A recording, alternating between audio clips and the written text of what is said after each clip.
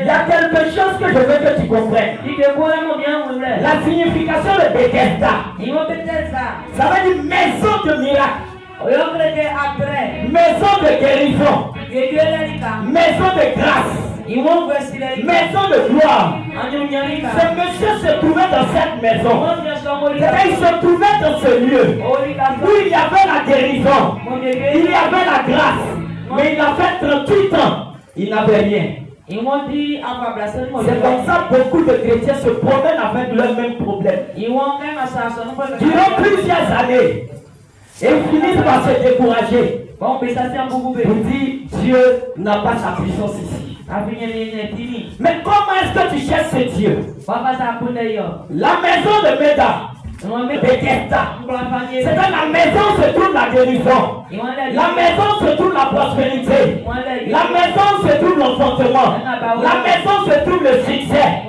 Mais si les enfants de la Méda n'ont pas ça, ils n'ont pas ce miracle. Quel est le lien? Quelle est ta relation avec ton Dieu? Est-ce que quelqu'un peut se poser cette question? Alléluia. Oui, sur la lecture. Lui dit, veux-tu être guéri? Voici la question que Jésus lui pose. Tu veux être guéri? Alléluia. Mon frère, ma soeur, de vous à moi, quelqu'un qui soigne les gens, il guérit les malades. Il vient, il sait que tous ceux qui sont à la piscine là, c'est les malades. Et voici la question qu'il va te poser. Tu veux être guéri? Tu veux être guéri? Tu veux être guéri? Et le monsieur va dire quoi comme réponse? Le malade lui répondit. Le malade va répondre. Seigneur, je n'ai personne. Je n'ai personne. Pour me jeter dans la piscine. Pour me jeter dans la piscine. Quand l'eau est agitée. Quand l'eau est agitée. Et pendant que j'y vais. Et pendant que moi je me lève, je suis en train de partir. Un autre descend avant moi. Quelqu'un d'autre descend avant moi. Alléluia. Mais il avait cette maladie pendant 38 ans. Il était à cette piscine. Oh, je suis non. Mais il ne va pas me dire qu'il est né au bord de cette piscine.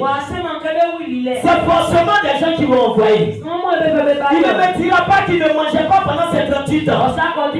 On le nourrissait pendant qu'il était là. Mais pourquoi est-ce que depuis lui, il dit qu'il n'a personne pour l'envoyer dans la piscine. Pendant que lui, il s'en va, quelqu'un d'autre est déjà descendu. J'ai compris que ce monsieur, il n'était pas concentré. Ce monsieur était distrait. Et c'est le cas de plusieurs chrétiens. Quelqu'un qui emporte une piscine pendant 38 ans. Tu sais que quand l'eau est agitée, le premier à descendre reçoit sa guérison. Bien aimé de toi à moi.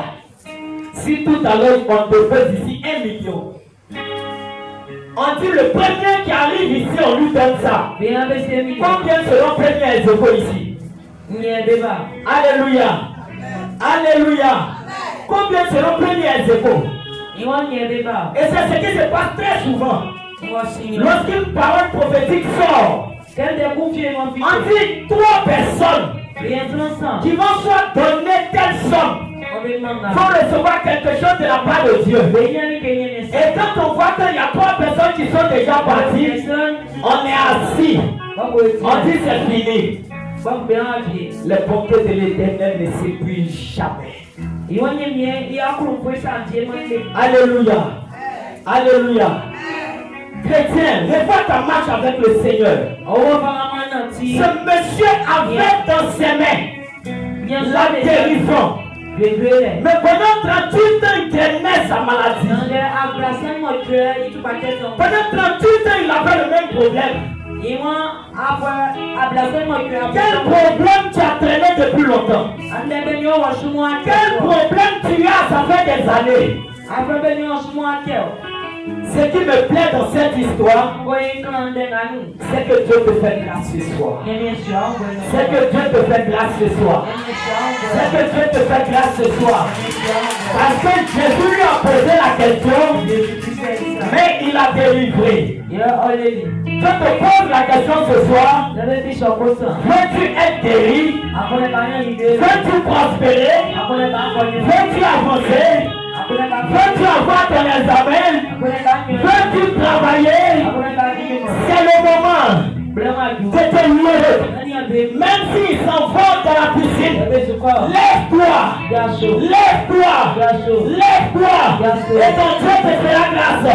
Ton Dieu te fera grâce. Sois concentré sur l'œuvre.